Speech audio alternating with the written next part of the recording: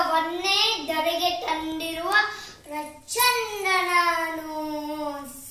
ಸಕಲ ವೇದ ಶಾಸ್ತ್ರಗಳನ್ನು ತಿಳಿದಿರುವ ಮೇಧಾವಿ ನಾನು. ಜಗತ್ತನ್ನೇ ಮೋಡಿ ಮಾಡಬಲ್ಲ ವೀರವಾದಕ ನಾನು.